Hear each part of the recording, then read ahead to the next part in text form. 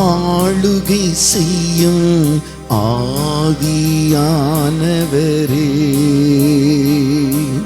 பலியாய் தந்தே பரிசுத்தமானவரே. வாஞ்சியோடு பாடுங்க. ஆளுகை செய்யும் ஆவியானவரே,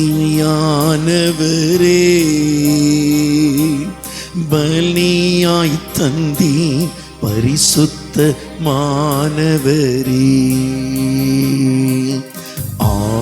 ஆவியானவரே, இந்நாற்றலானவரே,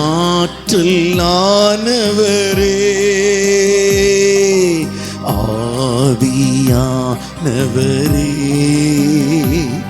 இந்நாற்றல் ஆனவரே, ஆளுகை செய்யும் ஆவியானவரே, பலியாய் தந்தே பரிசுத்தமானவரே.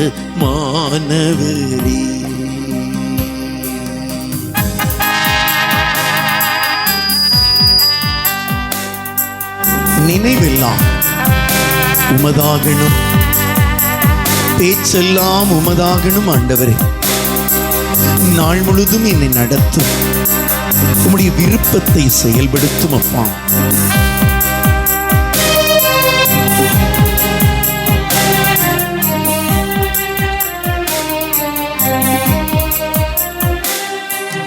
நினைவெல்லாம் உமதாகணும், பேச்செல்லாம் உமதாகணும். தாகத்தோடு பாடுங்க. நினைவெல்லாம் உமதாகணும், பேச்செல்லாம் உமதாகணும். நாள் முழுதும் வழி நடத்தும், நாள் முழுதும் வழி நடத்தும். விருப்பம் செயல்படுத்தும், விருப்பம் செயல்படுத்தும். ஆவியானவரே, இந்நாற்றல் ஆனவரே. கண்ண மூடி பாடுவீங்களா?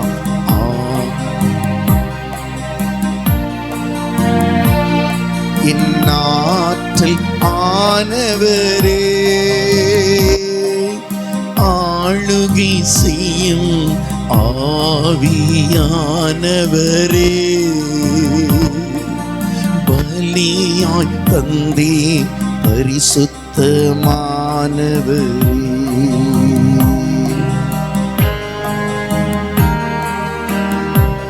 அதிசயம் செய்பவரே, ஆறுதல் நாயகனே, காயம் கட்டும் கர்த்தாவே, கண்ணீரெல்லாம் துடைப்பவரே, என்னை ஆளுகை செய்யும் ஆண்டவரே.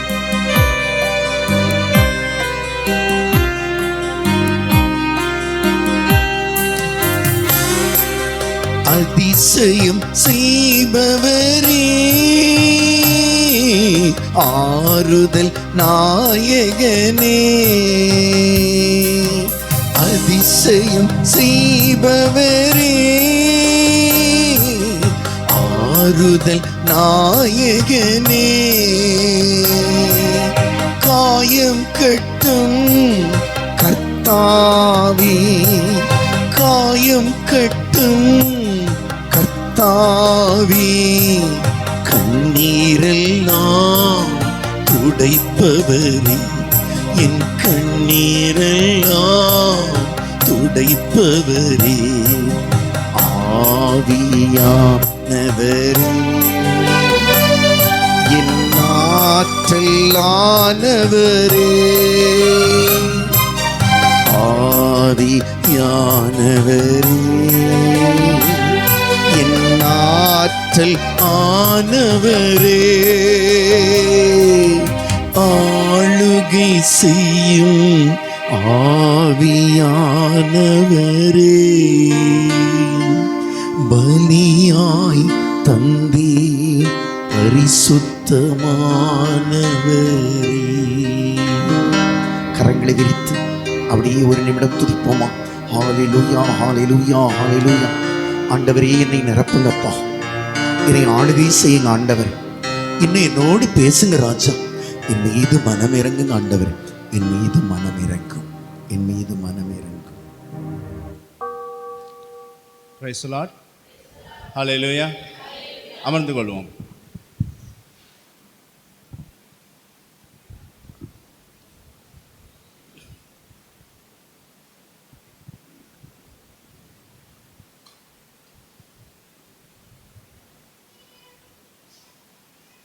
எல்லாம் ரெடி ஆயிட்டீங்களா? Praise the Lord. Hallelujah. Hallelujah. Hallelujah. Hallelujah. Praise the Lord. பாருங்க, இன்றைய நாளில் காலையில் தூய ஆவியானவரை பற்றி பார்த்தோம். தூய ஆவியானவர் என்னென்ன உருவகங்களாக சொல்லப்பட்டிருக்கிறார், தூய ஆவியானவருடைய குணாதிசயங்கள் என்ன, அவர் பழைய ஏற்பாட்டில் எப்படி செயல்பட்டு இருக்கிறார், புதிய ஏற்பாட்டில் எப்படி அவர் உயர்த்துக்கு ஆலோசகராக இருக்கிறார் அப்படின்லாம் பார்த்தோம். இப்போ இந்த தூய ஆவியானவருக்குன்னு சொல்லி ஒரு சில கேரக்டர்ஸ், அதாவது ஒரு சில குணாதிசயங்கள் நம்ம விவிலியத்தில் பார்க்குறோம். தூய ஆவியின் வரங்கள்னு சொல்லி பார்க்குறோம், தூய ஆவியின் கொடைகள் அப்படின்னு சொல்லி பார்க்குறோம், தூய ஆவியின் கனிகள் அப்படின்னு சொல்லி பார்க்குறோம். அப்போ இந்த வரங்கள், கொடைகள், கனிகள் அப்படின்னா என்ன அப்படின்னா, இப்போ நம்ம எல்லாருக்குமே ஒரு குணம் இருக்குது, ஒரு குணாதிசயம் இருக்குது இல்லையா? அதே மாதிரி தூய ஆவியானவருக்கும் பல குணாதிசயங்கள், குணங்கள் விவிலியத்தில் நம்ம பார்க்குறோம். இப்போ இன்றைய நாளின் செய்தியில் நாம் தூய ஆவியானவருடைய கனிகள் ஒரு சிலவற்றை பார்க்க போகிறோம். அப்போ இந்த கனிகள் அப்படின்னு சொல்லி வரும் பொழுது, இப்போது எத்தனை பேர் வீட்டில் மரம் வச்சுருக்கீங்க? பெரும்பாலும் வச்சுருப்பீங்க. அந்த மரத்தில் கனிகள் வரலைன்னா அந்த மரத்தை வச்சுருப்பீங்களா? அப்போ மரங்கள், செடிகள், கொடிகள் நாம் வைக்கிறது அதில் இருக்கிற பலன்களை நாம் பெற்றுக்கொள்வதற்காக வைக்கிறோம். அது பழம் கொடுக்காத மரமாக இருந்தாலுமே கூட அதன் நிழல் நமக்கு சுகம் கொடுத்தால் என்ன பண்ணுறோம்? வேப்ப மரத்துக்கு கீழே போய் நின்றுக்கிறோம், ஆலமரத்துக்கு கீழே போய் நின்றுக்கிறோம். அப்போது ஒரு மரம் அப்படின்னு சொல்லி வரும்போது, ஒரு செடின்னு சொல்லி வரும்போது, ஒரு கொடின்னு வரும் பொழுது அதற்கு ஏதாவது ஒரு பலன், ஏதாவது ஒரு பயன் இருக்குது. அதை நாம் அனுதினமும் அனுபவிக்கிறோம், அதில் நாம் ஆனந்தப்பட்டு கொள்கிறோம். அப்போ பாருங்கள், விவிலியத்தில் பரிசுத்த ஆவியின் கனிகள் அப்படின்னு சொல்லி பார்க்கும் பொழுது மத்தேயு 7வது அதிகாரம் 15 23 வரைக்கும் உள்ள வசனங்களை வாசிப்போம். மத்தேயு 7, 15 23 வரைக்கும்.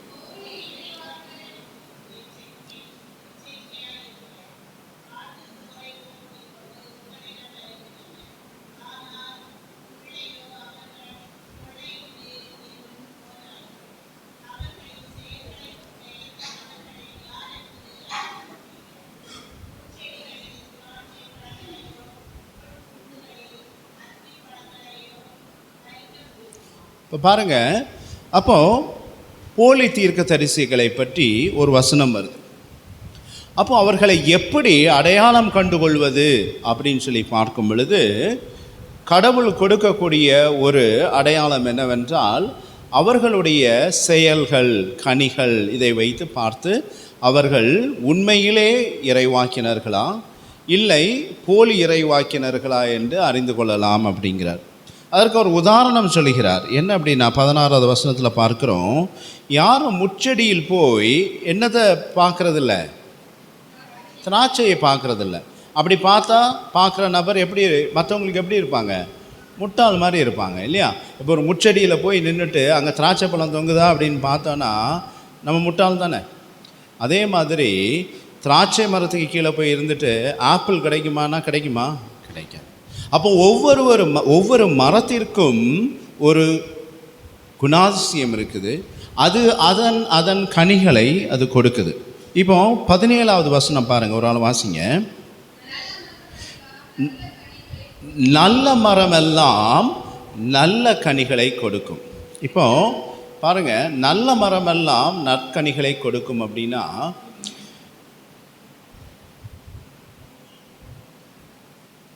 இப்போ ஆப்பிள் மரமே எடுத்துப்போம். ஆப்பிள் மரத்தில் போய் நீங்கள் அரளி விதையை பறிக்க முடியுமா? முடியாது. அப்படி இருந்ததுன்னா என்ன ஆகும்? உயிருக்கு ஆபத்து வந்துடும். அப்போது அந்த மரத்தில் அதுதான் இருக்கும். அதே மாதிரி அரளி செடிக்கு கீழே போய் இருந்துட்டு ஆப்பிள் கிடைக்கணும்னு பார்க்க முடியுமா? முடியாது. அப்போ ஆண்டவர் மரங்களை 2 வகையாக பிரிக்கிறார். ஒன்று நல்ல மரம், இன்னொன்று கெட்ட மரம். நல்ல மரத்தில் நற்கனிகளை தான் பார்க்க முடியும், கெட்ட கனிகளை பார்க்க முடியாது. கெட்ட மரத்தில் நற்கனிகளையும் பார்க்க முடியாது. அப்போ பாருங்க, ஒவ்வொரு மரத்தையும் அதன் கனிகளை வைத்து அறிந்து கொள்ளலாம் அப்படின்னு சொல்லுகிறார். அப்போ இது என்ன மரம் அப்படிங்கிறது அது கொடுக்கிற கனியில் வச்சு தான் நாம் பார்த்து கொள்கிறோம். அப்போ ஆண்டவருக்குள் இருப்பவர்கள், இறை வாக்கினர்கள், அவர்களுடைய செய்திகளை, அவருடைய செயல்களை வைத்து அவர்கள் நல்ல மரமா, நற்செயல்கள் செய்பவர்களா, தீச்செயல்கள் செய்பவர்களா என்று பார்த்து கொள்ளலாம். அன்று பரிசேயர்களை பார்த்து ஆண்டவர் சொன்னார், இவர்கள் வெள்ளையடிக்கப்பட்ட கல்லறைகள். ஏனென்றால் இவர்கள் சொல்வதை செய்வதில்லை, செய்வதை சொல்வதில்லை. எதை போதிக்கிறார்களோ அதை அவர்கள் செயல்படுத்துவதை அவருடைய வாழ்க்கையில், அவங்க வாழ்க்கையில் எதெல்லாம் செய்கிறாங்களோ அது எல்லாவற்றையும் நான் செய்கிறேன் அப்படின்னு அவங்க சொல்கிறதில்ல. அவங்களுடைய வாழ்க்கையில் ஒரு முரண்பாடு இருந்தது. அந்த முரண்பாடு என்னவென்றால், அவருடைய போதனையும் அவருடைய வாழ்க்கையும் 2 துருவங்கள் போல். இந்த தண்டவாளம் பார்த்துருக்கீங்களா? ரயில் தண்டவாளம், அதில் 2 இது இருக்கும். அது எங்கேயாவது ரெண்டும் ஏதாவது ஒரு இடத்துல அது 2 சேர்றதை நீங்கள் பார்த்துருக்கிறீங்களா? இல்லையா? 2 ட்ராக்கில் தான் போகும். அப்போது இந்த நல்ல மரமும் கெட்ட மரமும் ஒன்றாக இணைவதே இல்லை. இந்த 2ம் 2 வழிகளில் 2 பாதைகளில் போகிறது. அப்போ ஆண்டவர் அதை தெளிவாக சொல்கிறார். அதாவது இவருடைய செயல்களும் இவருடைய போதனையும் வித்தியாசமாக இருக்குது அப்படிங்கிறார். 18வது வசனம் பாருங்க.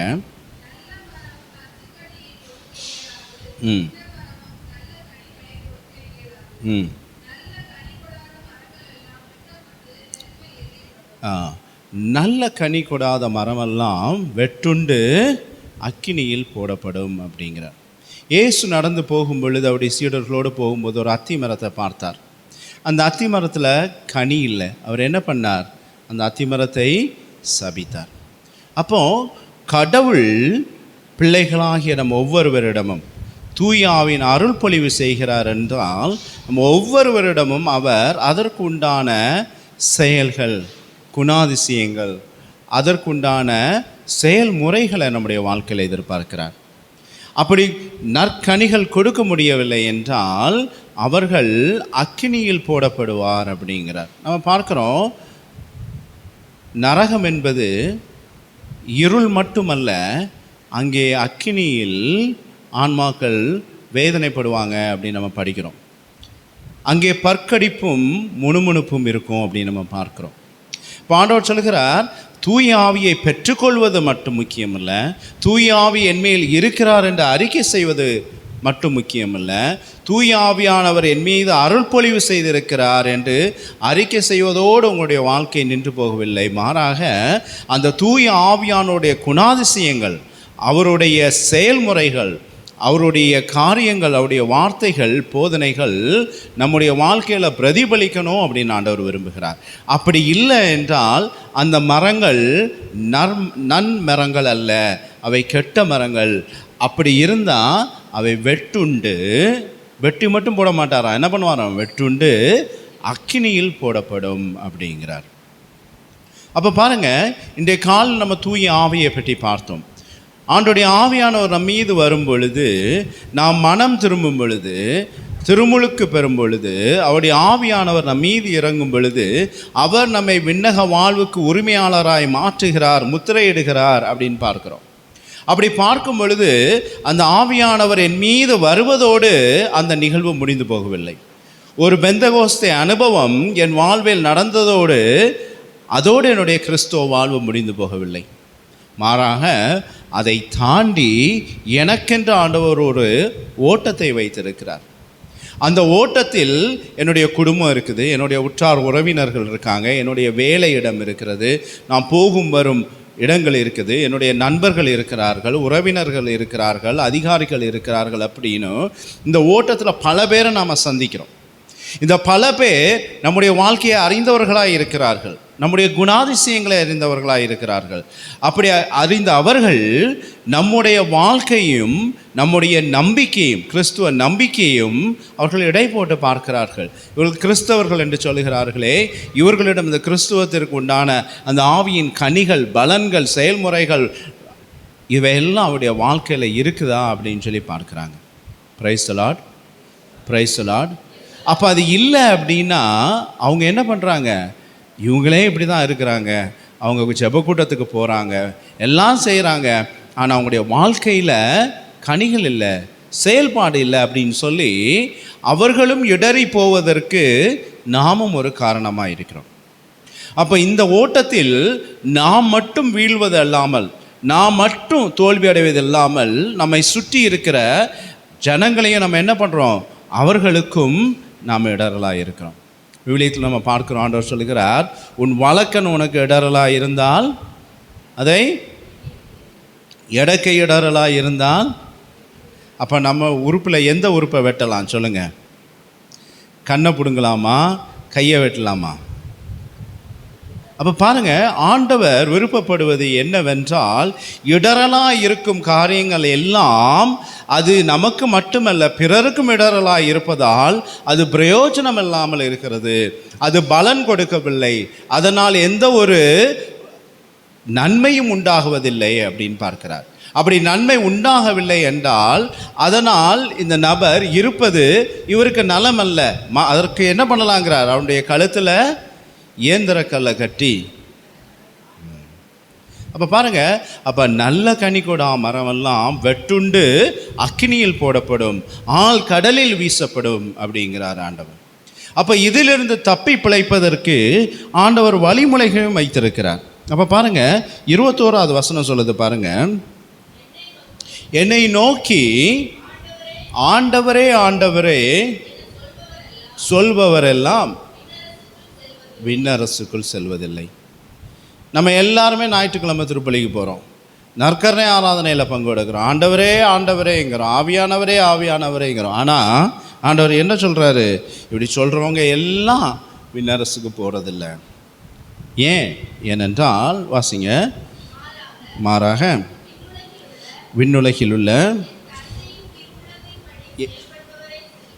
என் தந்தையின் திருவுளத்தின்படி செயல்படுபவரே அங்கே செல்வார் அப்படிங்கிறார். Price the Lord, hallelujah, hallelujah. அப்போ ஆண்டவர் இங்கே தெளிவாக நம்ம எல்லாருக்கும் 2 பாதைகளை காமிக்கிறார். ஒன்று, ஆண்டவரே ஆண்டவரே என்று சொல்லும் பாதையை மட்டுமல்ல, ஆண்டவரே ஆண்டவரே என்று சொல்லி அதோடு சேர்ந்து நம்முடைய வாழ்க்கையில் பயன் தரக்கூடிய, நன்மை பயக்கக்கூடிய காரியங்கள் இருந்தால் மட்டும்தான் நாம் விண்ணகத்துக்கு போக முடியும் அப்படிங்கிறார். அப்போ இந்த ஆண்டவரே ஆண்டவரே என்று மட்டும் சொல்லி கொண்டு இராமல் அதனோடு சேர்ந்து நாம் செய்ய வேண்டிய காரியங்கள் என்ன, நாம் கொடுக்க வேண்டிய கனிகள் என்ன, பலன்கள் என்ன, இதை நாம் அறிந்து கொள்வது முக்கியமாக இருக்குது. அதுதான் இந்த செய்தியினுடைய தலைப்பு. அப்போ செய்தியினுடைய தலைப்பு என்ன? தூய ஆவியின் கனிகள். ஹல்லேலூயா. அப்போது இந்த கனிகள் என்ன அப்படின்னு சொல்லிட்டு பார்ப்போம். கலாத்தியர்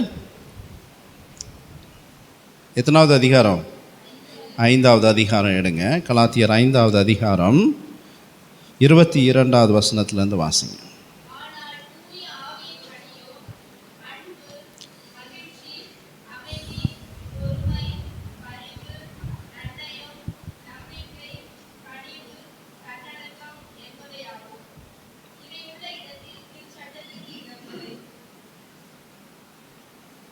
இருபத்தி 5வது வசனம் வாசிங்க.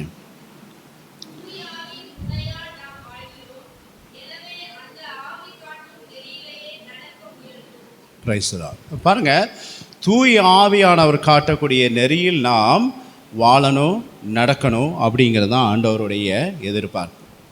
அப்போ ஆண்டவரே ஆண்டவரே என்று அறிக்கை செய்வது மட்டுமல்ல, தூய ஆவியானவர் அருளக்கூடிய இந்த செயல்கள் நம்முடைய வாழ்க்கையின் இடம்பெறணும், அது நடைபெறணும் அப்படின்னு ஆண்டவர் விரும்புகிறார். ஸோ இப்போ இதில் எத்தனை கனிகள் நம்ம வாசித்தோம்? எத்தனை வாசித்தோம்? இப்போ தான் என்றீங்க ஒருத்தரா? ஆண்கள் கையில் யார்கிட்டையும் விவிலியம் இருந்த மாதிரி தெரியல. அவங்க எங்கே வாசிக்கிறாங்க ஏது பண்ணுறாங்க அப்படின்னு அவங்களுக்கு புரியலை. இருந்தால் தானே எண்ண முடியும். இப்போ வாசிங்க, ஆண்கள் எல்லாம் விரல் வைத்து எண்ணுங்க பார்க்கலாம் எத்தனை இது இருக்குது அப்படின்னு சொல்லிட்டு. வாசிமா எண்ணுங்க. 1 அன்பு, மகிழ்ச்சி, அமைதி, பொறுமை, பரிவு, நன்னயம், நம்பிக்கை, கனிவு, தன்னடக்கம். எத்தனை வந்தது? 9 வருது. Praise the Lord. Hallelujah, hallelujah. அப்போ தூய ஆவியின் கனிகள் எத்தனை? 9. இப்போ இந்த 9 கனிகளில் ஒரு சில கனிகளை பற்றி நம்ம பார்ப்போம். இப்போ இந்த கனிகளை நாம் தனித்தனியாக பிரித்து பார்த்தாலும் நம்முடைய அன்றாட வாழ்க்கையில் இவை எல்லாம் ஒன்றோடு ஒன்று பிணைந்து தான் நம்முடைய வாழ்க்கையில் அது செயலாட்டுது. இப்போ உதாரணத்துக்கு எடுத்துக்கொள்வோமே, இப்போ நீங்கள் ஒரு ஆளை அன்பு செய்கிறீங்கன்னு வச்சுக்கோங்க. என்ன செய்கிறீங்க? எல்லாரும் வாய் கொட்டாவி விட்ட மாதிரி இருக்குது. நீங்கள்லாம் என்ன பண்ணுறீங்க? உங்களுடைய வாழ்க்கையில் யாரையாவது சத்தமாக அன்பு செய்கிறீங்க. இப்போ அன்பு செய்கிற அந்த ஆளை பார்த்து நீங்கள் கத்துவீங்களா? அவங்கள திட்டுவீங்களா? எப்படி பேசுவீங்க? அவங்கள பார்த்து அன்பாக பேசுவீங்க, கனிவாக பேசுவீங்க இல்லையா?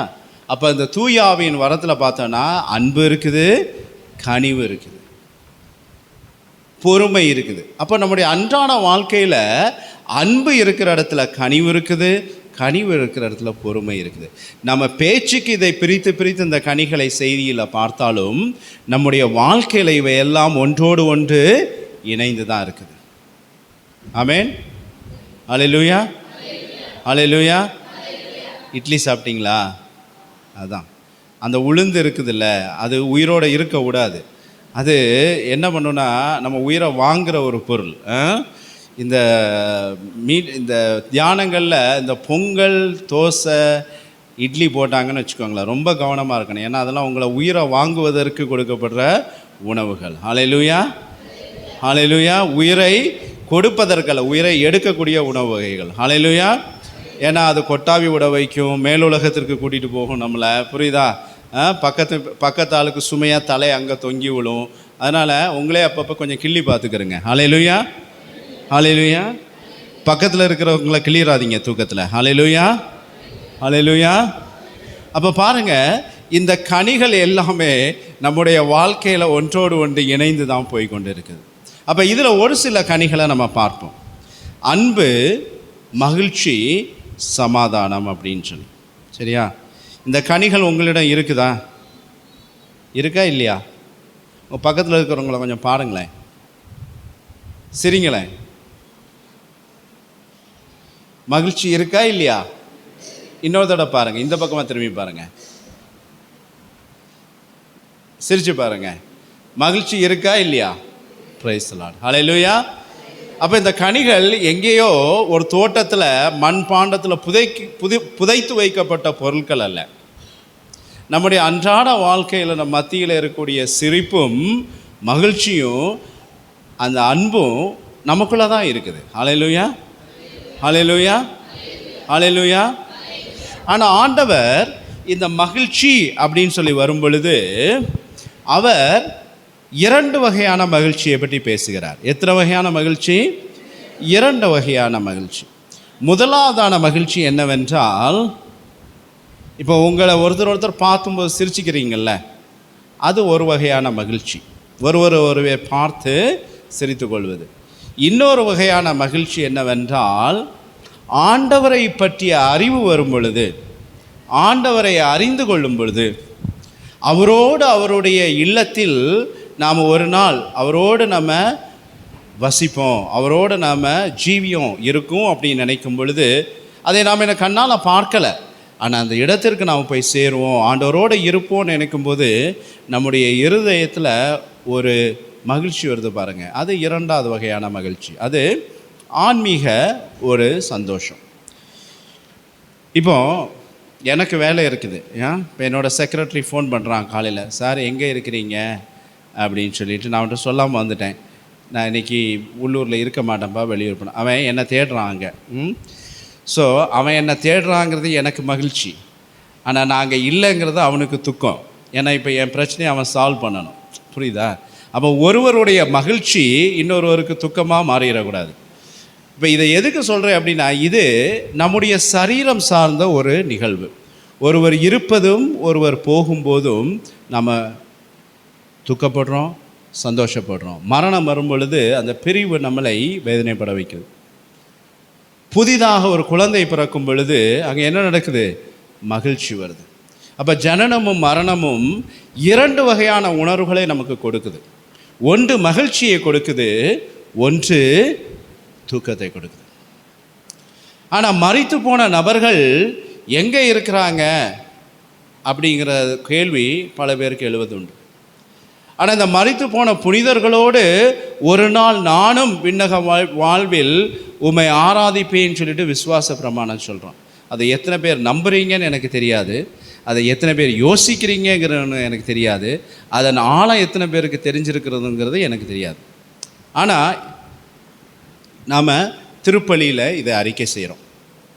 ஸோ இந்த நிகழ்வு எதை குறிக்கிறது என்றால், எப்படி ஒரு மரணம் நமக்கு இப்போ துக்கத்தை கொடுத்தாலும் நாம் இழந்து போன நபர்களை, நம்மை விட்டு சரீரத்தில் நம்மை விட்டு பிரிந்து போன நபர்களை ஒரு நாள் நாம் தேவனுடைய வீட்டில், இயேசுடைய இடத்தில், பரலோக வீட்டில் அவர்களோடு சேர்ந்து நாமும் ஆடி பாடி அவர்களோடு மகிழ்ச்சியாய் என்றென்றும் மரணம் சம்பவிக்காமல் நித்தியத்திற்கும் அவரோடு இருப்போங்கிற ஒரு உணர்வு, ஒரு அறிக்கையை நம்ம செய்கிறோம். ஆனால் அதை நம்ம யோசித்து பார்க்கறதில்ல. இந்த மகிழ்ச்சியை தான் ஆண்டவர் ஆன்மீக மலர்ச்சி அப்படிங்கிறார். உதாரணத்துக்கு யோசித்து பாருங்களேன், நாம் எல்லோருமே மரித்து போவோம் என்று தெரியும். இதில் மரித்து போக மாட்டேன்னு சொல்கிற நபர்கள் யாராவது இருக்கிறீங்களா? எல்லோருக்கும் மரணம் சம்பவிக்கும். அப்போ நம்முடைய வாழ்க்கையில் ஒரு துக்கம் நடக்கும் என்று தெரிந்தும் நாம் ஏன் இவ்வளோ போராட்டம் பண்ணுறோம் நம்முடைய வாழ்க்கையில்? யோசித்து பாருங்கள். ஒரு நாள் இல்லாமல் போகக்கூடிய இந்த சரீரத்திற்கு, இந்த உலகை விட்டு பிரிந்து போகக்கூடிய இந்த சரீரத்திற்கு எதற்கு இவ்வளவு போராட்டம்? எதற்கு இந்த ஜெபம்? எதற்கு இந்த கூடுகை? எதற்கு இந்த மன்றாட்டு, ஆவியானவருடைய அறிவு? இதெல்லாம் எதுக்குன்னு கொஞ்சம் யோசிக்கணும்ல. எத்தனை பேர் உயிர்ப்பே அப்படின்னு நினைக்கிறீங்க? கை தூங்க பார்க்கலாம். மரணத்திற்கு அப்புறம் எனக்கு உயிர்ப்பு உண்டுன்னு விசுவசிக்கிறவங்க கை தூங்க பார்ப்போம். அது நடக்கும்போது தானே தெரியும். உயிர்த்தவன் யாரும் வந்து சொல்லலை இல்லை இன்னும், இல்லையா? அது நடக்கும்போது தானே தெரியும். அப்போது அது இருக்குதுங்கிற உணர்வு வரும்பொழுது தானே நமக்கு வந்து ஒரு அமைதி, ஒரு மகிழ்ச்சிங்கிறது வருது.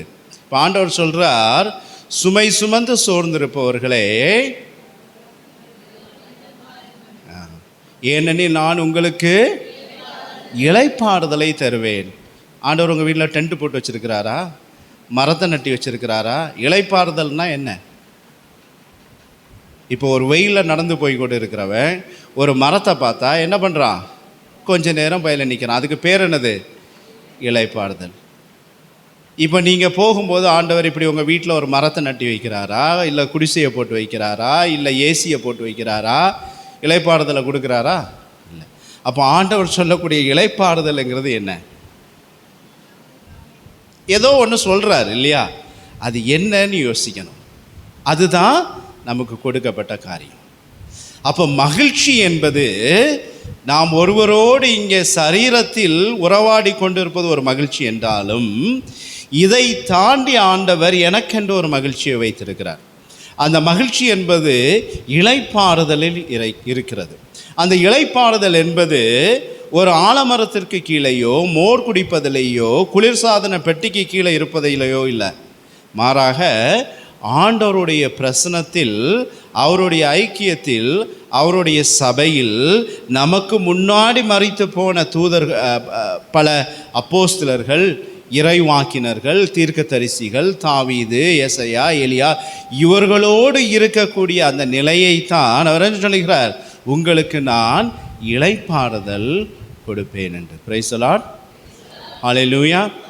அப்போ நம்ம ஓடுற ஓட்டமும் போராட்டமும் இந்த சரீரம் மரித்து போனாலும் இந்த மரணத்திற்கு அப்புறம் எனக்கென்று ஒரு வாழ்வை ஆண்டவர் வைத்திருக்கிறாருங்கிற அந்த ஒரு உணர்வுக்காக தான் எல்லாரும் இங்கே வந்து உட்கார்ந்துருக்கீங்க இல்லையா? அது இல்லை அப்படின்னா நீங்கள் யாரும் இங்கே வந்திருக்க மாட்டீங்க. தேவைகள் இருக்குது, நான் இல்லைன்னு சொல்லலை. ஒவ்வொருத்தருக்கும் ஒவ்வொரு தேவைகள் இருக்குது. சரீரத்தில் சுகம் தேவைப்படுது, வாழ்வாதாரத்தில் முன்னேற்றம் தேவைப்படுது, வாழ்க்கையில் முன்னேற்றம் தேவைப்படுது, உறவுகளில் மலர்ச்சி தேவைப்படுது. இதெல்லாம் இருக்குது ஒரு பக்கம். ஆனால் இதையும் தாண்டி உங்களுடைய எல்லாருடைய இருதயத்திலும் இருக்கக்கூடிய ஒரு காரியம் என்னென்னா, ஆண்டவருக்கு விருப்பமான முறையில் ஆண்டவருக்கு விருப்பமான செய்கைகளை செய்வதற்கு ஏதோ ஒரு காரியம் உங்களுடைய இருதயத்தில் உந்து. இது எப்படி என்றால், ஒரு செல்வந்தன், நல்லா கவனிங்க, ஒரு செல்வந்தன் ஆண்டவரிடம் போனான். அவனுக்கு குறை என்றும் ஒன்றும் இல்லை. ஆனால் அவனுடைய இருதயத்தில் ஒரு வெற்றிடம் இருந்தது.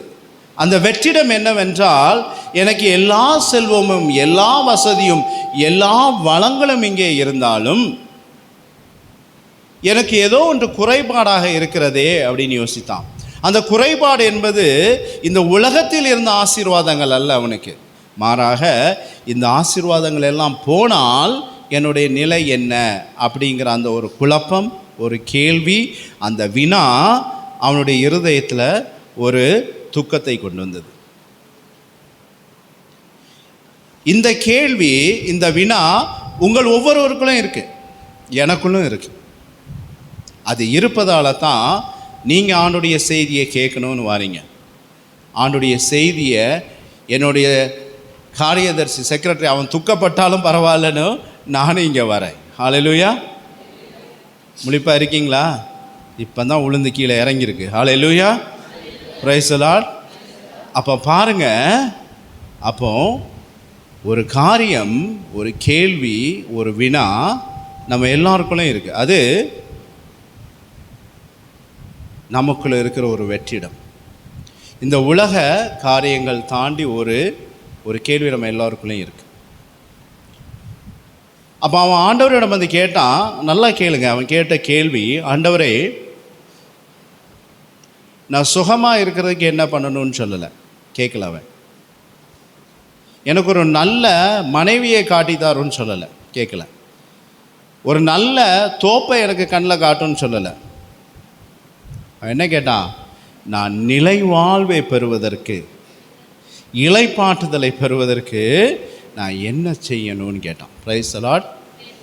இந்த கேள்வி உங்கள் ஒவ்வொருவருக்குள்ளேயும் இருக்கிறதால தான் இந்த இடத்துல நீங்கள் உட்கார்ந்துருக்கிறீங்க. Price the Lord.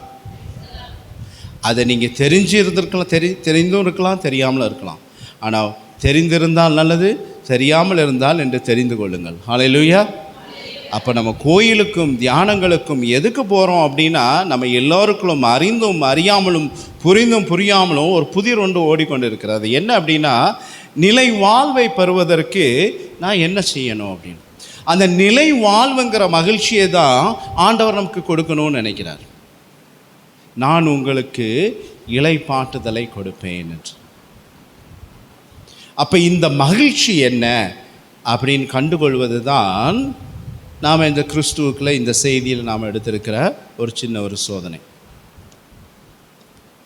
அப்போ இந்த மகிழ்ச்சி வரும் பொழுது, இந்த நிலைவாழ்வை குறித்த மகிழ்ச்சி எனக்குள்ள வரும் பொழுது, எனக்குள்ள என்ன வருது? ஒரு அமைதி வருது. என்ன வருது? அமைதி வருது. ஒரு சமாதானம் வருது. அந்த சமாதானம் என்ன? எனக்கு எவ்வளவு போராட்டம் இருந்தாலும், எவ்வளவு பிரச்சனை இருந்தாலும், பவுல் சொல்கிற மாதிரி, சீரியதொரு பந்தயத்தில் ஓடினேன், விசுவாசம் காத்து கொண்டேன், நீதியின் கிரீடம் எனக்கு உண்டு, நேசர் வருகையில் எனக்கு தந்திடுவார் அப்படின்னு. அப்போ ஆண்டவருடைய பிரசன்னத்திற்குள்ளே நான் போகும் பொழுது, அவர் எனக்கென்று ஒரு வெகுமதி வைத்திருக்கிறார்ங்கிற அந்த ஒரு நிச்சயத்துவம் எப்போ நம்முடைய இருதயத்துக்குள்ளே வருதோ, அப்போ நான் என்ன பண்ணுதுன்னா, இந்த மகிழ்ச்சி என்னுடைய இருதயத்தை முழுமையாக ஆளுகை செய்யுது. ஹல்லேலூயா. முழுமையாக என்ன பண்ணுது? ஆளுகை செய்யுது. அதனால தான் பாடல் பாடணும், ஆளுகை செய்யும் ஆவியானவரே அப்படின்னு. அப்போ இந்த ஆவியானவர் வரும் பொழுது அவர் நிறை உண்மையை நோக்கி நம்மளை நடத்தும் பொழுது இந்த பரலோகத்தை குறித்த நிச்சயத்துவமும் அதை குறித்த அறிவும் நமக்கு கொடுக்கும் பொழுது நம்முடைய ஆன்மா என்ன படுதுன்னா மகிழ்ச்சி அடையுது. ஓகே, நான் மரித்தாலும் இறைவனுக்குள்ளாடி நான் மீண்டும் உயிர்ப்பேன், ஆண்டவருடைய பிரசன்னத்தில் நான் இருப்பேன். என்னுடைய ஆவி இந்த உலகத்திலிருந்து கிளம்பும் பொழுது அது எங்கேயும் சுற்றி தெரியாது, கல்லறைகளில் சுற்றி தெரிவதில்லை, மாறாக தேவனுடைய வாஸ்தலத்துக்குள்ளே போகும் அப்படின்னு சொல்லி நான் விசுவாசிப்பேன். இயேசுடைய மரணத்தில் பாருங்கள், நல்லா பாருங்கள், இயேசு மரணம் அடையும் பொழுது அவர் சொல்லுகிறார், தந்தையே என் ஆவியை உம்மிடம் ஒப்படைக்கிறேன். ஹல்லேலூயா. சபை உரையாளரில் நம்ம பார்க்குறோம், எப்பொழுது சரீரம் மண்ணிற்கு போய் மறைத்து மண்ணோடு மண்ணாக கலந்து போகிறதோ, ஆனால் ஆவி அழியாமல், அந்த ரூவாங்கிற ஆவி அழியாமல் தேவனோடு போய் வாஸ்தலத்தில் அது வாசம் செய்கிறதுன்னு பார்க்குறோம். ஹல்லேலூயா. அப்போ இந்த நிச்சயத்துவம் என்னுடைய இருதயத்திற்குள் வரும் பொழுது, இந்த மகிழ்ச்சி என்னை ஆளுகை செய்யும் பொழுது என்னுடைய இருதயத்தில் ஒரு சமாதானம் நிலவுது. இந்த சமாதானம் எனக்குள்ள நிலவும் பொழுது நான் என்ன பண்ணுகிறேன் அப்படின்னா, நான் அன்பு நிறைந்தவனாக மாறுகிறேன். என்னை போல் மற்றவர்களும் இந்த மகிழ்ச்சியை பகிர்ந்து கொள்ளணும் அப்படின்னு சொல்லி நினைக்கிறேன். அப்போ இயேசு பாருங்க, யோவானில் அவர் சொல்லுகிறார் தன்னுடைய சீடர்களை பார்த்து, இந்த வசனம் வாசிங்க.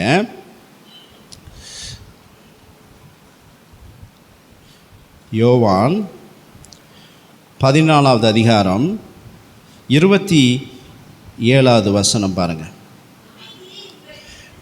அமைதியை உங்களுக்கு விட்டு செல்கிறேன், என் அமைதியை உங்களுக்கு தருகிறேன், நான் உங்களுக்கு தரும் அமைதி உலகம் தரும் அமைதி அல்ல.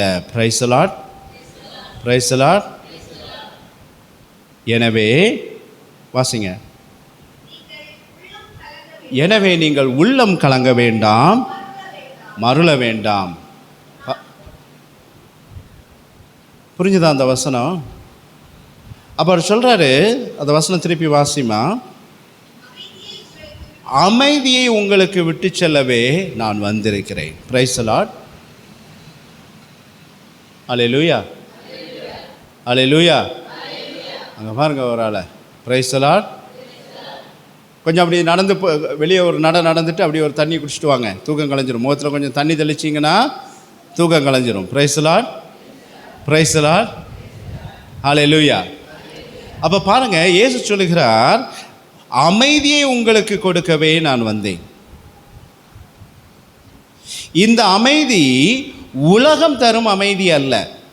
இதை தான் நான் உங்கள்ட்ட சொன்னேன். ஆண்டவர் சொல்லக்கூடிய மகிழ்ச்சி, இந்த உலகத்தில் மகிழ்ச்சி இருக்குது, சமாதானம் இருக்குது, ஆனால் அவர் பேசும் அமைதியும் அவர் பேசும் மகிழ்ச்சியும் இந்த உலகம் கொடுப்பதல்ல. அவர் மாறாக இன்னொரு மகிழ்ச்சி, இன்னொரு சமாதானத்தை குறித்து அவர் பேசுகிறார். எனவே இந்த மகிழ்ச்சி உங்களிடம் வந்தால் உங்களுடைய உள்ளம் மருளாது, உங்களுடைய உள்ளம் கலங்காது அப்படிங்கிறார். Price the Lord, praise the Lord. ஏன்னா இந்த அமைதியை நீங்கள் அறிந்து கொள்ளும் பொழுது உங்களை சுற்றி 1000 விழலாம், 10,000 விழலாம், எதிர்ப்புகள் வரலாம், கொள்ளை நோய்கள் நம்மை சூழ்ந்து கொள்ளலாம். ஆனால் பரலோக நிச்சயத்துவம், தேவனோடு நம்ம இருப்போம், கடவுளோடு நம்ம வசிப்போம், அவருடைய சன்னிதானத்தில் தாவீதையும் பவுலையும் போய் பார்ப்போம் அப்படிங்கிற அந்த நிறைவு எப்போ நம்முடைய இருதயத்துக்குள்ளே வருதோ அப்போ இந்த தூயாவியின் கனி நமக்குள்ளே நிறைவாக மாறுது. Praise the Lord, hallelujah. அப்போ ஒரு விஷயம் நல்லா புரியுது இல்லையா? அதாவது என்னென்னா, கடவுள் சொல்லக்கூடிய அந்த அமைதியும் சமாதானமும் மகிழ்ச்சியும் நாம் இந்த உலகத்தில் பார்ப்பதல்ல. அது ஒரு பக்கம் இருந்தாலும் அதையும் தாண்டி அவர் ஒரு சமாதானத்தை நமக்கு கொடுக்கணும்னு நினைக்கிறார். அப்போ இந்த சமாதானம் என்ன அப்படின்னு சொல்லி பார்த்தோம் என்றால், இயேசு பிறக்கும் பொழுது, ஒரு வாலிபனாய் வளரும் பொழுது அவருக்கு இந்த துன்பம், இந்த துக்கம் வரும்னு தெரியுமா தெரியாதா? அவருடைய மரணம் தெரியும். இயேசு அறிக்கை செய்கிறார். என்ன சொல்கிறார் அப்படின்னா, என் தந்தை என்னை அனுப்பின காரியம் என்னவென்று தெரியும்.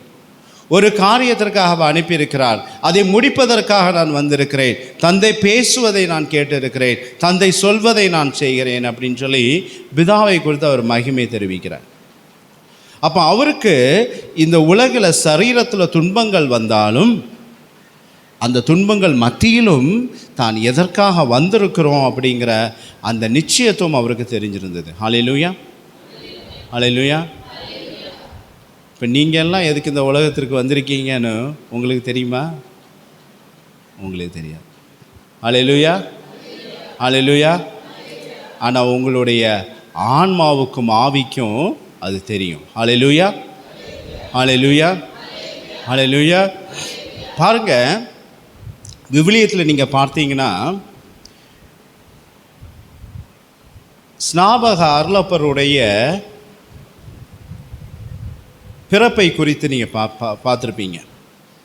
அவர் பிறப்பதற்கு ஏறக்குறைய ஒரு ஆண்டுக்கு முன்னாடியே யாருக்கு? சக்கரியாவுக்கும் அவருடைய மனைவிக்கும் செய்தி வந்தது. என்ன? ஒரு குழந்தையை பெற்றெடுக்க போகிறாய். அன்னை மரியாள் மீது தூயாவி நிழலிடும் போதும் அந்த காரியம் நடந்தது. ஆபிரகாமுக்கும் சாராவுக்கும் குழந்தை பிறப்பதற்கு முன்னாடி ஆண்டவர் ஒரு ஆண்டுக்கு முன்னாடி வந்து சொல்கிறார், அடுத்த ஆண்டு நான் உன்னை சந்திக்கும் பொழுது உனக்கு ஈசாக்கு கையில் இருப்பான் அப்படிங்கிறார். பிரைஸ் தி லார்ட், ஹல்லேலூயா. எரேமியாவுடைய புஸ்தகத்தில் நம்ம பார்க்கிறோம், உன் தாயின் வயிற்றில் உன்னை முன்குறிப்பதற்கு முன்பே அவர் உன் பெயரை அறிந்தவராய் இருக்கிறார்னு சொல்லுவாங்க. இதை கொஞ்சம் சிந்தித்து பாருங்கள். என்னுடைய தாயின் வயிற்றில் நான் உருவாகலை, ஆனால் அதற்கு முன்னாடியே நான் யார், என்னுடைய தாய் யார், தந்தை யார், என்னுடைய பெயர் என்ன அப்படின்னு ஆண்டவர் அறிந்திருக்கிறார். எப்படி அறிந்திருக்கிறார் என்றால், உங்களுடைய சரீரத்துக்குள் இருக்கிற ஆன்மாவும் ஆவியும் எங்கேயோ காற்றுல சுற்றிக்கிட்டு இருந்தது உங்கள் உடம்புக்குள்ளே வந்து பூந்துடல. பிசாசு பூந்துட்டான்னு நம்ம பார்க்குறோம். உங்கள் உடலுக்குள்ள, உங்களோட சரீரத்திற்குள்ளே இருக்கிற ஆன்மாவும் ஆவியும் இப்படியே சுற்றிக்கிட்டு இருக்கும்போது திடீர்னு ஒரு அம்மாவை வயிற்றுக்குள்ளே பூந்து நீங்கள் பிறந்துடல. புரியுதா உங்களுக்கு? அது எங்கே இருந்து வந்திருக்கு அப்படின்னா தேவனுடைய பிரசன்னத்திலிருந்து வந்திருக்கு. பிரைஸ் தி லார்ட், ஹல்லேலூயா. எப்படி இதை நான் உறுதியாக சொல்கிறேன் அப்படின்னா, ஆதாமுக்கும் ஏவாளுக்கும் என்ன நடந்ததுன்னா, ஆதாமுக்கும் ஏவாளுக்கும் உயிர் சும்மா தானாக உள்ளே வந்து பூந்து கொள்ளலை. எப்போ கடவுள் ஊதுனாரோ அப்போ தான் அந்த உயிர் அங்கே வந்தது. Price the Lord. அதே மாதிரி உங்களுடைய சரீரத்திற்குள்ளே இருக்கிற அந்த உயிரும் கடவுள் எப்போ விருப்பப்பட்டாரோ அப்போ தான் அது உங்கள் சரீரத்துக்குள்ளே வந்து வாசம் செய்யுது. பிரைஸ் தி லார்ட், ஹல்லேலூயா.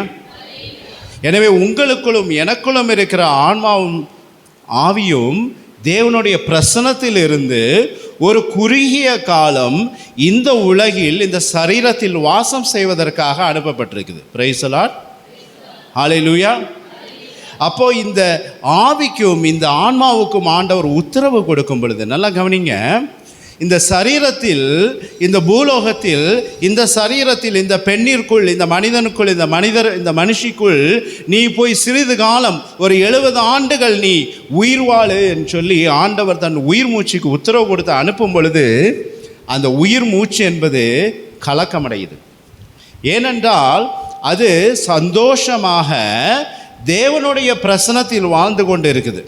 அது இப்பொழுது உங்களுக்குள்ளும் எனக்குள்ளும் மாட்டி துக்கத்தின் நாட்களை அனுபவிப்பதற்காக அதுக்கு உத்தரவு கொடுக்கப்பட்டிருக்குதுன்னு அதுக்கு தெரியுது. நல்லா கவனிங்க. ஒரு சந்தோஷமான ஒரு இடத்தில், அமைதியான இடத்திலிருந்து இங்கே பிரச்சனைக்குள்ளும் போராட்டங்களுக்குள்ளும் கவலைக்குள்ளும் வியாதிக்குள்ளும் நோய்க்குள்ளும் வந்து அடங்குவதற்கு இந்த உயிர் மூச்சு உங்களுக்குள்ள வர்றதற்கு அது கலக்கப்படுது. Price the Lord. உற்சாகமாக இருக்கீங்களா? எல்லா கண்ணும் இப்போ தான் திறந்துருக்கு. Price the Lord, hallelujah. அப்போ பாருங்க, அப்போ உங்களுக்குள்ள வந்திருக்கிற இந்த உயிர் மூச்சு எப்போ திரும்பி நான் வந்த இடத்துக்கு போக முடியும்னு யோசிக்குது. ஹல்லேலூயா, பிரைஸ் தி லார்ட். எனவே தான் உங்களை அறியாமல் என்ன அறியாமல் எனக்குள்ள ஒரு கேள்வி ஓடுது. அது என்ன அப்படின்னா, எப்போ நான் அந்த கடவுளுடைய இல்லத்திற்கு திரும்பி போவேன்? அதுதான் அந்த செல்வந்தனும் ஆண்டவரிடம் போய் கேட்டான், நிலை வாழ்வை பெறுவதற்கு நான் என்ன செய்யணும் அப்படின்னா, அவனுக்குள்ள இருந்த ஆவியும் ஆத்மாவும் திரும்பவும் அந்த இடத்துக்கே போகணும்னு விருப்பப்படுது. ஹல்லேலூயா, ஹல்லேலூயா. உங்களுக்குள்ளும் எனக்குள்ளும் இருக்கிற ஆன்மாவும் அதை தான் விரும்புது. Price the Lord. எனவே தான் தூய ஆவியானவர் அவர்கள் மீது இறங்கும்போது அவருடைய இருதயங்கள் பிளக்கப்பட்ட போது அவர்கள் சகோதரர்களை பார்த்து கேட்டார்கள், இந்த இறை பிரசனத்திற்குள் போகிறதற்கு நாங்கள் என்ன செய்ய வேண்டும் என்று. நல்லா கவனிங்க, இதுதான் இன்றைக்கி நம்ம காலையில் பார்த்த வசனம். ஆண்டவர் சொல்லுகிறார், இதை செய்வதற்கு நீ மனம் திரும்பு, திருமுழுக்கு பெறு, தூய ஆவியானவரால் அருள்பொழிவு செய்யப்பட வேண்டும்ங்கிறார். அப்போ நம்ம பார்க்குறோம், இந்த ஆன்மாவும் ஆவியும் தேவனுடைய பிரசனத்திற்குள் மீண்டும் போவதற்கு ரொம்ப வாஞ்சையாக இருக்குது, ரொம்ப ஆர்வமாக இருக்குது. ஆனால் நம்ம விடாமல் பிடிச்சிக்கிறோம். நோய் வந்தாலும் என்ன பண்ணுறோம், மாத்திரையை போட்டு இந்த உயிரை வெளியே விடாமல் உள்ளே பிடிச்சி வச்சுக்கிறோம் அந்த சரீரத்துக்குள்ள. ஏன்னா மரணம் சம்பவிக்கக்கூடாதுங்கிறதுல ரொம்ப உறுதியாக இருக்கிறோம் இல்லையா? அதுக்காக யாரும் டாக்டர்கிட்ட போகாமல் போய் உயிரை மாச்சிடாதீங்க நோய் வந்தால். ஸோ அப்போ என்ன அப்படின்னா, நம்முடைய இருதயத்திற்குள்ள இருக்கிற இந்த ஆவல், இது ஒரு மகிழ்ச்சியான இடத்திற்கு, ஒரு அமைதியான இடத்திற்கு திரும்பி போவதற்குண்டான ஒரு வாஞ்சை. இதைத்தான் ஆண்டவர் சொல்லுகிறார், அவர் இருக்கிற இடத்துல இருக்கிற அமைதியும் மகிழ்ச்சியும் சமாதானமும் இந்த உலகம் கொடுப்பதல்ல அப்படிங்கிறார். அதனால் நீங்கள் வந்த இடத்திற்கு திருப்பி வர முடியும் அப்படிங்கிறார். அப்போ அந்த வந்த இடத்திற்கு உங்களுடைய ஆன்மாவையும் ஆவியும் அனுப்பி வைக்கக்கூடிய பொறுப்பு யார் கையில் இருக்கு? யார் கையில் இருக்கு? என் கையில் இருக்கா? உங்கள் பிஷப் கையில் இருக்கா? போப்பு கையில் இருக்கா? இல்லை, நம்ம ஒவ்வொருவர் கையில் இருக்குது. Hallelujah, hallelujah, praise the Lord, praise the Lord. அது இருக்கிறதால தான் நீங்கள் எல்லோரும் இங்கே உட்கார்ந்துருக்கீங்க. ஆமென், ஆமென். அப்போ இந்த நிலை வாழ்வு, இதை குறித்த அந்த நிச்சயத்துவம், இதை அறியும் பொழுதுதான் நாம் எதற்காக இந்த பூமிக்கு நாம் அனுப்பப்பட்டிருக்கிறோம் அப்படிங்கிற அந்த நினைப்பு நமக்குள்ளே வரும் பொழுது தான் நாம் மீண்டும் புனிதர்களோடு தேவனுடைய சபையில் போய் வாசம் செய்வோம் என்கிற அந்த நிறைவு என்னுடைய இருதயத்திற்குள்ளாடி ஆளுகை செய்யுது. இப்போ இயேசு தன்னுடைய சீடர்களை போதிப்பதற்காக அனுப்பி வைக்கிறார். லூக்கா நற்செய்தியாளர் எடுங்க, 72 சீடர்களை அவர் அனுப்பி வைக்கிறார். லூக்கா 10வது அதிகாரம் பாருங்கள், அதை வாசிப்போம். 1வது வசனத்திலிருந்து வாசிப்போம்.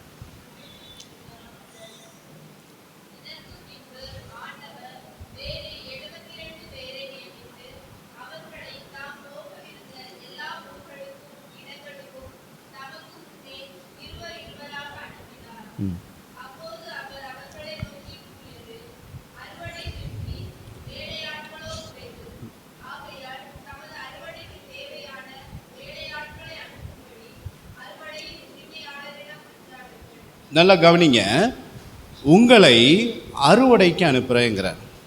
இப்போ உங்களை எல்லாம் ஒரு வயலுக்கு அறுவடை செய்ய நான் அனுப்பணும்னா உங்கள் கையில் என்ன கொடுக்கணும்? இவர் கையில் கொடுத்தாரா? இல்லை, அருவாள் கொடுக்கல. அப்போ அவர் சொல்கிறாரு, அறுவடையின் முதலாளியே, அறுவடையின் ஆண்டவரை நீங்கள் கேளுங்க, அந்த அறுவடைக்கு ஆட்களை அனுப்பணும் அப்படின்னு சொல்லி அப்படிங்கிறார். 5வது வசனம் பாருங்க.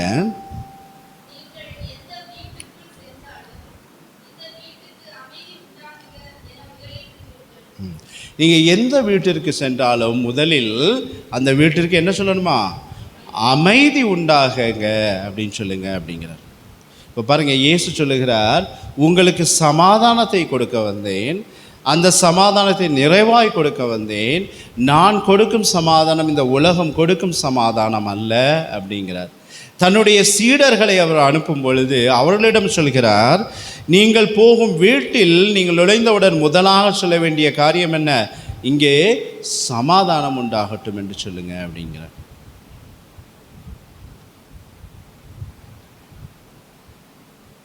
இப்போ இந்த ஜெப கூட்டத்துக்கு வந்துட்டு நீங்களும் வெளியே போகிறீங்க. நீங்கள் ஒரு வீட்டுக்கு போகும்போது இப்போ நான் உங்கள்கிட்ட ஆண்டவர் சொல்லி அனுப்புகிறாருன்னு வச்சுக்கோங்க இந்த வசனத்தை. நீங்கள் போகும் இடத்தில் சமாதானம் அப்படின்னு நீங்கள் சொல்லும்போது அந்த சமாதானம் உங்களுக்குள்ளே இருந்தால் தானே அங்கே போய் தங்கும். அடுத்த வசனம் பாருங்கள், 6வது வசனம் பாருங்கள்.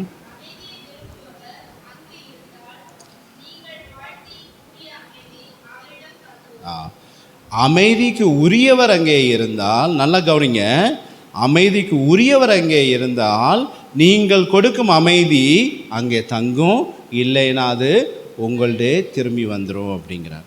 அப்போ இது ஒரு பொருள் மாதிரி இருக்குது இல்லையா? இப்போ இந்த பொருள் இது அமைதி அப்படின்னா இதை கொடுத்தா அவர் வாங்கணும்னு நினச்சாதான் அது அங்கே இருக்கும், இல்லைன்னா இது உங்கள் கையிலே தான் இருக்கும்.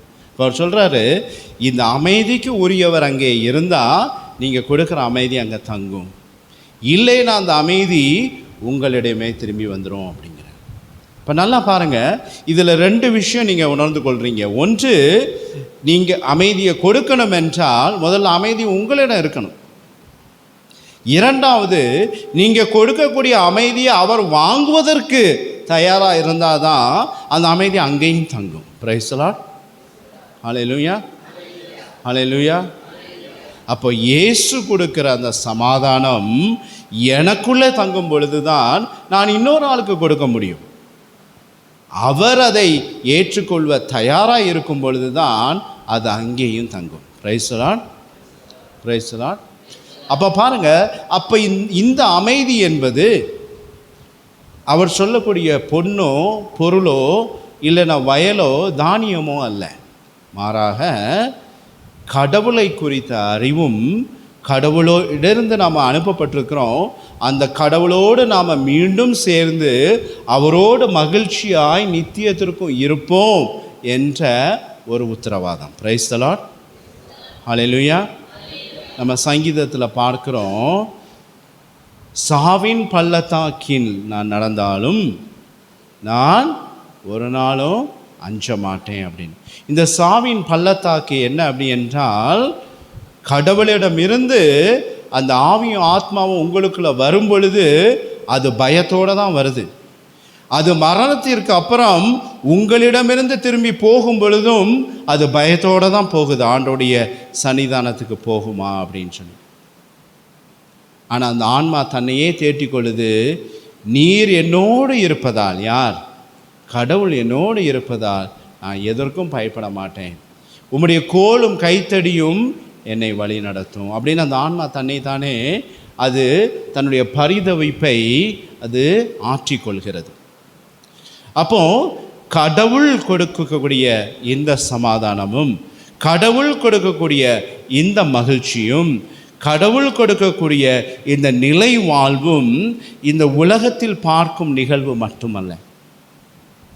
பாருங்க, ஸ்தேவான் கல்லெறியப்படும் பொழுது அவன் தீர்க்க தரிசனம் சொல்கிறான், இதோ வானம் திறந்திருப்பதையும் தேவதூதர்கள் மேலும் கீழும் போவதையும் நான் பார்க்கிறேன் அப்படிங்கிறான். அந்த இடத்திற்கு நானும் போய் சேருவேன் அப்படிங்கிற அந்த ஒரு மகிழ்ச்சி அவனுடைய இருதயத்திற்கு வரும் பொழுது மரணம் அவனை தூக்கப்படுத்தலை. பிரைஸ் தி லார்ட், ஹல்லேலூயா. இயேசு அழைத்த 12 அப்போஸ்தலர்களுக்கும் யூதாசை தவிர்த்து மீதி இருக்கிற 11 பேரும் ஏதாவது ஒரு முறையில் இரத்த சாட்சிகளாக மறித்தாங்க. கல்லால் எறியப்பட்டு கொல்லப்பட்டாங்க, எண்ணெயில் போட்டு கொல்லப்பட்டாங்க, கழுத்து அறுக்கப்பட்டு கொல்லப்பட்டாங்க. ஆனால் அவர்கள் எல்லோரும் அவர்கள் துன்பப்படும் பொழுது சந்தோஷப்பட்டாங்க. ஏனென்றால் பாருங்கள், அப்போஸ்தலர் பணி வாசித்து பார்ப்போம். அப்போஸ்தலர் பணி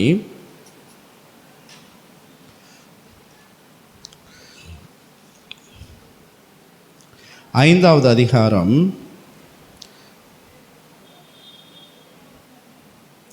4வது வசனம், 41வது வசனம்.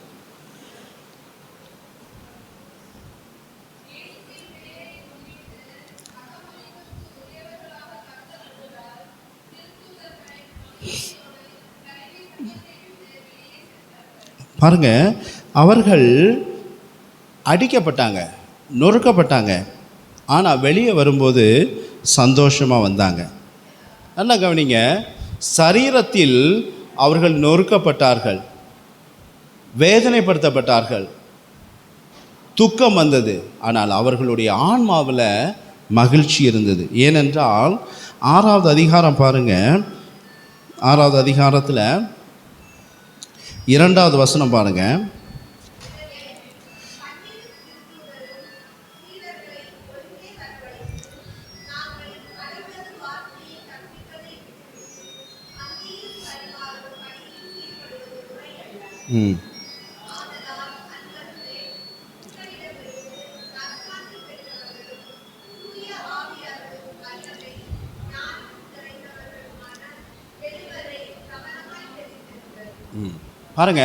பாருங்க, இயேசு அவர்களுக்கு என்ன சொல்லிட்டு போனாரோ அதே காரியங்களை அவர்களும் சீடர்களை தெரிந்தெடுக்கும் பொழுது அவர்களும் இதே வல்லமையால், இதே சமாதானத்தால் அவர்களும் நிரம்ப வேண்டும் என்று அதற்காக ஜெபித்தாங்க.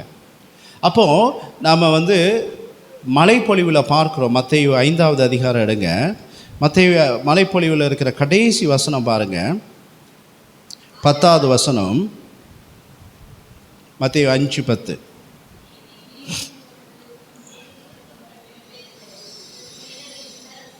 ஒரு ஆள் சத்தமாக வாசிங்கம்மா. நீதியின் நிமித்தம் துன்புறுத்தப்படுவோர் பேறு பெற்றோர், ஏனெனில் விண்ணரசு அவர்களதே. Price the Lord. இப்போ பாருங்கள், தொழுகை கூடத்தில் சீடர்கள் அவர்கள் துன்பப்படுத்தப்பட்ட போது, துக்கப்படுத்தப்பட்ட போது, வேதனைப்பட்ட போது ஏன் அவங்க மகிழ்ச்சி அடைந்தாங்கன்னா, இந்த மத்தேயு 5வது அதிகாரம் 10வது வசனம் சொல்லுது, நீதியின் பொருட்டு நீங்கள் துன்பப்படும் பொழுது நீங்கள் அகமகிழுங்கள், ஏனெனில் இறை ஆட்சி என்பது உங்களுக்கு உரியது என்று இயேசு சொல்கிறார். பிறர் உங்களை பற்றி இல்லாதது பொல்லாதது வசைமொழிகள் எல்லாம் கூறும் பொழுது நீங்கள் மகிழ்ச்சி அடையுங்கள், ஏனெனில் நீங்கள் விண்ணகத்திற்கு கைமாறு பெறுகிறீர்கள் என்று. Praise the Lord. ஹல்லேலூயா. அப்போ பாருங்க, அப்போ இந்த தூய ஆவியின் கனிகளான அன்பு, மகிழ்ச்சி, சமாதானம் என்பது ஆண்டவருடைய நிலை வாழ்வை குறித்து அதற்கு ஒரு இன்னொரு பக்கம் இருக்குது. நாம் அன்பாக இருக்கிறோம், நாம் கனிவாக இருக்கிறோம், ஆனால் அதையும் தாண்டி ஆண்டவருடைய சமூகத்தில் அவரோடு இளைப்பாறும் அந்த நிகழ்வுக்கு ஆண்டவர் நம்ம ஒவ்வொருவரையும் அழைக்கிறார். ஹல்லேலூயா, ஹல்லேலூயா. அப்போ இந்த நிகழ்வுக்கு போவதற்கு நம்மை தயார்படுத்துவதற்கு ஆண்டவர் நம்மை இந்த உலகத்தில் ஒரு சிறிது காலம் நம்மளை வைத்திருக்கிறார். அப்போ ஆண்டவர் கூப்பிடுகிற அந்த நாளில் நாம் அவரை சந்திக்கும் பொழுது எப்படி இயேசு தந்தையே என் ஆவியை உம்மிடம் ஒப்படைக்கிறேன் என்று சொன்னாரோ, அதே போல் என்னுடைய ஆவி என்னை விட்டு பிரியும் பொழுது, என்னுடைய ஆன்மா என்னை விட்டு பிரியும் பொழுது, அது சாவின் பள்ளத்தாக்கில், இருசூழ்ந்த பள்ளத்தாக்கில் நடக்க நேர்ந்தாலும் அது கலக்கம் அடையாமல் நான் கடவுளுக்குள்ளே நான் திருப்பி போகிறேன், வந்த இடத்திற்கு நான் மீண்டும் போகிறேன் அப்படிங்கிற அந்த மகிழ்ச்சியின் அனுபவம், அந்த நிறைவு எனக்குள்ளே வரும் பொழுது என்னுடைய வாழ்க்கை மாறுது. Praise the Lord. Hallelujah, hallelujah. அப்போ பாருங்கள், இந்த ஆவியின் கனிகள் என்பது இந்த உலகபூர்வமாக நாம் முன்னேறுவதற்கு மட்டுமல்ல, நம்மை சுற்றி இருப்பவர்களை மகிழ்ச்சியோடு சந்தோஷமாக அமைதியாக வைத்திருப்பதற்கு மட்டுமல்ல, நாமும் ஒரு நாள் தேவனுடைய சமூகத்தில், அவருடைய பிரசன்னத்தில் என்னுடைய ஆன்மாவும் என்னுடைய ஆவியும் அங்கே மகிழ்ச்சியோடு சஞ்சரிக்கும் அப்படிங்கிற அந்த ஒரு உத்தரவாதத்தில் தான் நம்முடைய ஆன்மாவும் இங்கே உட்கார்ந்துருக்குது. ஆண்டவருடைய வார்த்தையை கேட்பதற்கு இந்த இடத்துல வந்திருக்கிறது. அப்போ நம்முடைய இருதயங்கள் எல்லாவற்றுக்குமே தெரியும், என்னிடம் இருக்கக்கூடிய இந்த குறைகள், இந்த பலகீனங்கள் எவையெல்லாம் என்னுடைய இந்த மகிழ்ச்சியை, என்னுடைய இந்த சமாதானத்தை, என்னுடைய இந்த கிருபையின் மீட்பிற்கு தடையாக இருக்குதோ அது எல்லாம் என்ன அப்படின்னு நான் உங்களுக்கு சொல்லணும்னு இல்லை. விவிலியம் சொல்கிற மாதிரி நிறை ஆவியானவர் நம் மீது நிழலிடும் பொழுது அவர் நமக்கு எல்லாவற்றையும் சொல்லிக் கொடுக்க வல்லவராயிருக்கிறார். இதற்கு ஒரு மனிதன் தேவையல்ல, இதற்கு ஆவியானவர் உங்களுக்கு வெளிச்சம் போடுகிறார். உங்களுடைய வாழ்க்கையில், என்னுடைய வாழ்க்கையில் என்னென்ன காரியங்கள் இந்த நித்திய மகிழ்ச்சிக்கும் இந்த நித்திய சமாதானத்திற்கும் எதிராக இருக்குதுன்னு சொல்லி உங்கள் எல்லாருக்குமே தெரியும். என்னுடைய வாழ்க்கையில் எங்கெங்கெல்லாம் பிளவுகள் இருக்குது, கோணல்கள் இருக்குது, பள்ளங்கள் இருக்குது, கரடு முரடுகள் இருக்குதுன்னு சொல்லி உங்கள் இருதயம் எல்லாத்திற்கும் தெரியும். ஆனால் அவை எல்லாவற்றையும் மாற்றி நற்கனி கொடுக்கின்ற மரங்களாய் நம்மை மாற்றுவதற்கு ஆண்டவர் விரும்புகிறார். Price the Lord. நம்மை வெட்டுவதற்கல்ல, நம்மை தீக்கிணைக்கு போடுவதற்கல்ல, ஆழ்கடலில் அமிழ்த்துவதற்கல்ல ஆண்டவர் நம்மை அனுப்பியது. மாறாக நாம் நல்ல கனி கொடுத்து, நன்று நன்று நல்ல ஊழியனே, சிறியவற்றில் எனக்கு நம்பிக்கைக்குரியவனாய் இருந்தாய், உன்னை பெரியவற்றிற்கு அதிபதி ஆக்குவேன் என்று அந்த நீதியின் கிரீடத்தை கொடுப்பதற்கு நம்மை ஒரு ஓட்டப்பந்தயத்தில் இங்கே விட்டுருக்கிறார். ஹல்லேலூயா. அதில் தடுக்கி விழுந்து ஓடுறவன் இருக்கிறான், தடுமாறி விழுந்து ஓடுறவன் இருக்கிறான், தள்ளி விட்டுட்டு ஓடுறவனும் இருக்கிறான், உருண்டு புரண்டு ஓடுறவனும் இருக்கிறான், தவழ்ந்து போகிறவனும் இருக்கிறான். இவையெல்லாம் நம்முடைய பலகீனங்கள். ஆனால் அந்த கடைசி அந்த வெல்லும் கோடு என்பது அதை தொடும் வரைக்கும் அந்த ஓட்டத்தில் நம்ம இருக்கணும்னு சொல்லி ஆண்டவர் விரும்புகிறார். ஹல்லேலூயா. அந்த ஓட்டத்தில் இருக்கிற போராட்டங்களை அவர் அறிந்திருக்கிறதா அவர் சொல்கிறார், உன் திராணிக்கு மேலாக உன்னை சோதிக்க மாட்டேன் அப்படிங்கிறார். உன்னை தாங்கிடுவதற்கு நான் பலத்தை கொடுப்பேன் அப்படிங்கிறார். நீ தப்பி செல்றதற்கு வழியே உனக்கு நான் திறந்து வைப்பேங்கிறார். ஹல்லேலூயா, ஹல்லேலூயா. அப்போ நாம் செய்ய வேண்டியதெல்லாம் என்னிடம் இந்த நித்திய மகிழ்ச்சிக்கும் இந்த நித்திய சமாதானத்திற்கும் இந்த ஆண்டவருடைய இந்த எல்லையற்ற இந்த அன்பிற்கும் உரியவனாய் பாத்திரவானாய் அந்த இடத்துல நான் வசிப்பதற்கு, தேவனுடைய அந்த ராஜ்யத்தில் என்னுடைய ஆவியை ஒப்படைப்பதற்கு நான் என்னை எப்படி தயார்படுத்துவது என்பது தான் நமக்கு இந்த உலகத்தில் ஆண்டவர் கொடுத்திருக்கிற சவால். Price the Lord. எல்லோரும் எழுந்து நிற்போமா? அப்போ இந்த சவாலில், இந்த ஓட்டத்தில் நாம் ஓடுவதற்கும் அதில் வெல்வதற்கும் ஆண்டவர் திராணியை கொடுத்திருக்கிறார். அபாகுக்கில் நம்ம பார்க்கிறோம், வயல்வெளியில் தானியங்கள் இல்லாமல் போகலாம், கிடையில் ஆடுகள் இல்லாமல் இருக்கலாம், திராட்சை செடிகளில் கனிகள் இல்லாமல் இருக்கலாம், ஒலிவ மரத்தில் பழங்கள் இல்லாமல் இருக்கலாம். ஆனால் ஆண்டவர் மீது வைத்த நம்பிக்கையோ ஒரு நாளும் குறையாது. Price the Lord. ஏனெனில் அவர் என்னுடைய கால்களுக்கு மான்களின் கால்கள் போல் வலுவூட்டுகிறார். எதற்கு? வீட்டை சுற்றி சுற்றி ஓடுறதற்கா? இல்லை, மாறாக என்னை உயரமான மலைகளில் நடத்தி செல்வதற்கு அவர் என்னுடைய கால்களுக்கு வல்லமை கொடுக்கிறார். ஹல்லேலூயா. கண்களை மூடி கரங்களை விரித்து நம்முடைய வாழ்க்கையில் என்னென்ன பிரச்சனைகள், என்னென்ன குறைகள் இருக்குது அப்படின்னு யோசித்துப்பான். எங்கெங்கெல்லாம் என்னுடைய வாழ்க்கையில் கோணல்கள் இருக்குது, எங்கெங்கெல்லாம் கரடு முரடாக இருக்குது அப்படின்னு சொல்லி பார்ப்போம். இந்த காரியங்கள் எதையுமே நான் உங்களுக்கு சொல்லிக் கொடுக்கல, ஆனால் உங்களுக்கு அது தெரியும். அன்று சக்கேயுவை இயேசு சந்தித்த பொழுது இயேசு சக்கேயுவிடம் உன்னுடைய வாழ்க்கையில் இங்கெங்கெல்லாம் பிரச்சனை இருக்கு அப்படின்னு சொல்லலை. மாறாக சக்கேயிடம் ஆண்டவர் சொன்னார், இன்று உன்னோடு உன்னுடைய வீட்டில் நான் உணவருந்த வேண்டும் என்றார். Price the Lord.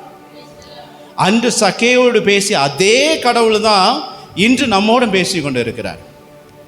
அவர் உருவாக்கி இருக்கிற அந்த மணவாளனின் திரு விருந்திற்கு விண்ணகத்தில் அவர் தயார்படுத்தி வைத்திருக்கிற அந்த திருமண விருந்திற்கு நம்ம ஒவ்வொருவரையும் அழைப்பதற்காக அவர் அழைப்பிதழ்களை அனுப்பியிருக்கிறார். அந்த அழைப்பிதழ்களை மட்டும் அனுப்பாமல் அதற்கு தயார்படுத்துவதற்கு எனக்கு ஆண்டுடைய வார்த்தைகள், அவருடைய ஆவியானவர், அவருடைய வல்லமை, அவருடைய கிருபை எல்லாவற்றையும் அவர் கொடுத்திருக்கிறார். அவருடைய வார்த்தைகள் என்னுடைய இருதயத்தில், இதய பலகையில் எழுதப்பட்டிருக்கும் பொழுது எனக்கு நன்மை எது, தீமை எது, நல்ல கனி கொடுக்கும் மரம் எது, கெட்ட கனி கொடுக்கும் பாதை எது என்று என்னுடைய கண்களுக்கு அவர் வெளிச்சம் போட்டு காட்டுகிறார்.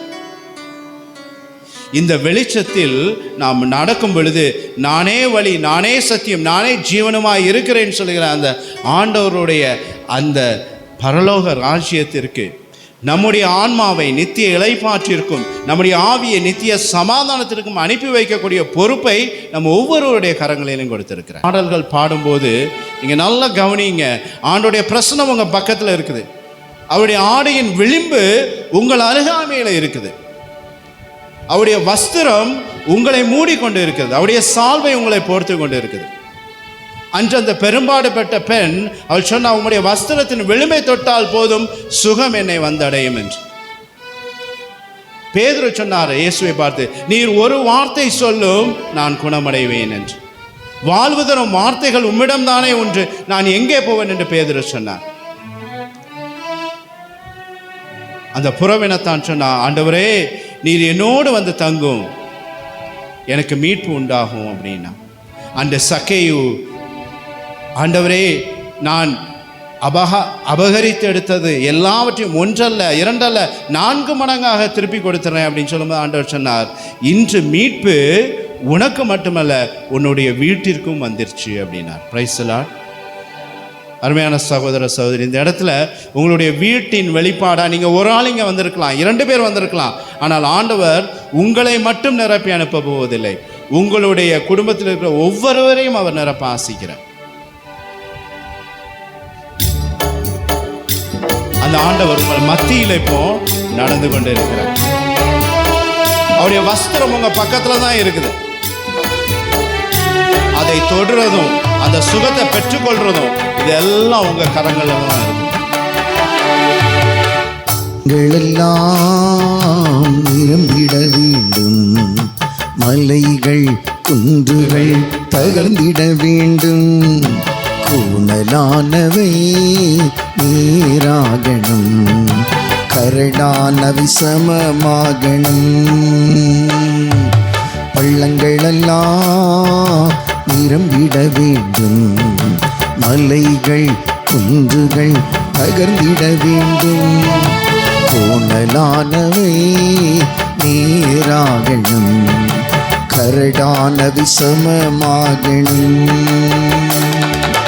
ராஜா வருகிறார் ஆயத்தமாவோம், ராஜா வருகிறார் ஆயத்தமாவோம், இயேசு வருகிறார் எதிர்கொண்டு செல்லுவோம், இயேசு வருகிறார் எதிர்கொண்டு செல்லுவோம், பள்ளங்களெல்லாம் நிரம்பிட வேண்டும், மலைகள் குன்றுகள் தகர்ந்திட வேண்டும், கூனலானவை நீராகணும், கரடானவை சமமாகணும்.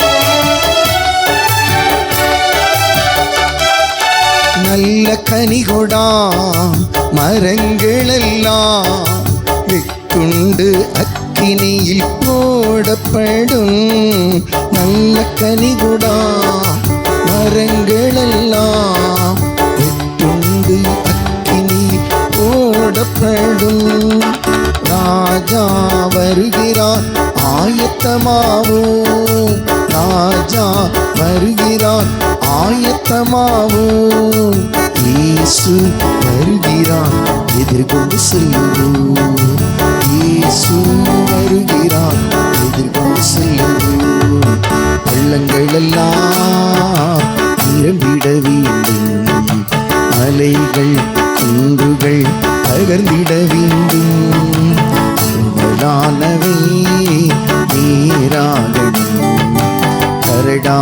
விசமமாகணும்.